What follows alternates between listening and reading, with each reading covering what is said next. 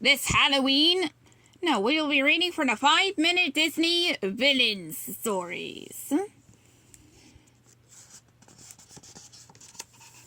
Some of these we done last year, but we also got news stories here as well. Starting with page 1.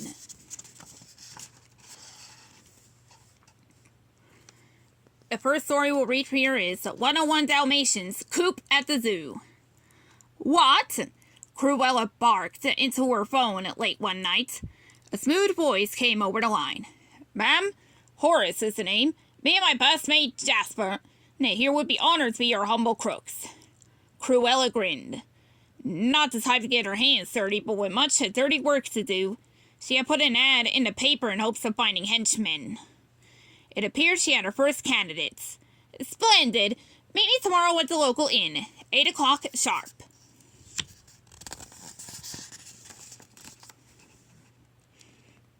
The next night, Cruella sped off to interview the two hopefuls. As she scanned the room, a ruckus erupted. It was my smarts we used to scam this hot meal, and for some reason it's in your mouth. You wouldn't know how smarts... You wouldn't know smarts so they fell from the sky and hit you on your big head. Cruella smiled, recognizing one of the voices. Cruella walked over to the bickering men. Enough, she said. And right away they both fell silent. Darlings, I'm Cruella de Vil. A pleasure, I'm sure. If you'd like to become my new assistants, you must convince me you're a good fit. I'd like for you to steal an animal from the new zoo. Can you do it? She jangled her purse for added effect, and the crooks eyed it with wild hunger. Just tell us when, and we'll be there, Jasper said. Horace nodded along eagerly. Excellent. We meet tomorrow at dusk at Regent's Park.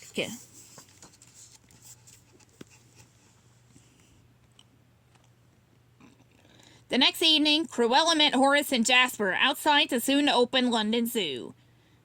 Get in there and quickly. Yes, ma'am. Which animal do you fancy we fetch for you, Miss DeVille? No, Horace hollered. Not so loud, Cruella scolded. That one. She jabbed her finger at a newspaper photo of a polar bear. This'll be easy, ma'am, whispered Jasper. Like taking babies from a candy. He nodded confidently. That's not how I heard it. Be right back. All right, now easy does it, Jasper guided Horace, who was working a large net into the sleeping polar bear's cage. But it turned out the animal was in no mood to be bear-napped.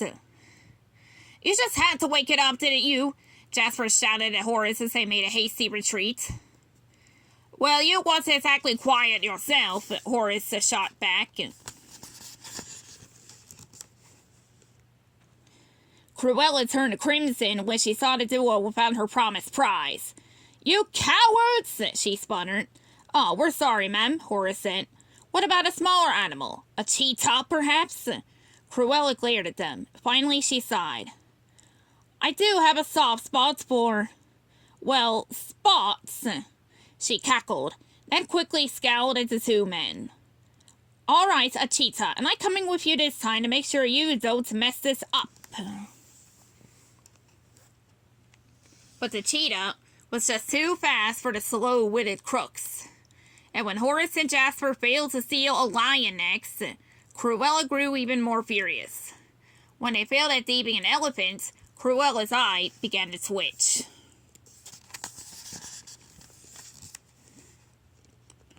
It seemed clear as day that Horace and Jasper did not have what it took to crook. But Cruella was willing to give them one final shot. Try stealing what is a more docile little beast, she instructed them. Do it, and do it now. Horace and Jasper wasted no time breaking into the children's petting zoo. We got this one in the can, mate, Jasper said to Horace as they sauntered into the animal pens. But then the baby llamas spit in their faces. The piglets chased them into the mud, and the ducklings pecked at them in the pond.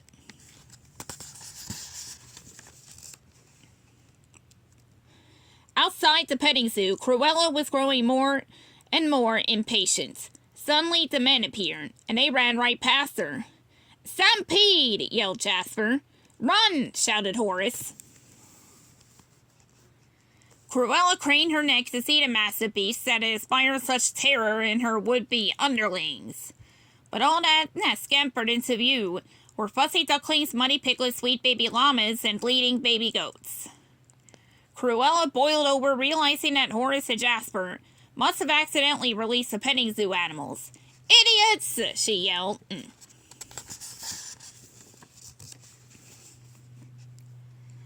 She'd had enough of Horace and Jasper's hijinks. "You complete imbeciles!" she shouted as they ran past her again. She looked around. What an utter disaster! Were these really the best henchmen she could find? Cruella would have to do everything herself. One beastly animal she could have gotten away with, but she didn't want the police on high alerts because someone had stolen the entire children's petting zoo.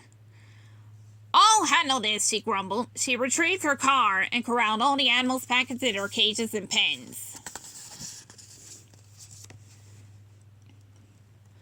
Eventually, "My car! It's filthy! You are good for nothing! You can't even clean up your own mess!" "Didn't I mention I hate getting my hands dirty?" Cruella roared at Horace and Jasper. "This is the last time I ever work with you idiots," Horace suggested. "Complete imbeciles," Jasper offered. "Shut up!" Cruella screamed. The men flinched. Cruella was fuming. She stomped off into the night. Horace and Jasper looked at each other and shrugged, thinking of how they could make it up to Cruella. A little while later, Cruella sagged up the stairs to her room at the manor. She opened the door and her jaw dropped. Her bedroom had been completely transformed. The furniture had all been uncovered, and everything sparkled like new. Just then, there was a tap on her door. Horace and Jasper were standing in the hallway. "Now you don't have to get your hands any dirtier than they are," Horace burst out, triumphant. "We can't fix up our own messes, but we sure could fix up yours, ma'am," added Jasper. "You did, didn't you?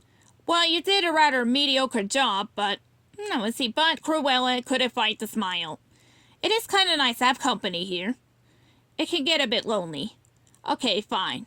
I'll have you two as my assistants." Horace and Jasper cheered as Cruella flopped down on her newly made bed, dirt and all. "Now let's see if your bacon is better than your thieving." Now let's see if your bacon is better than your thieving. The end.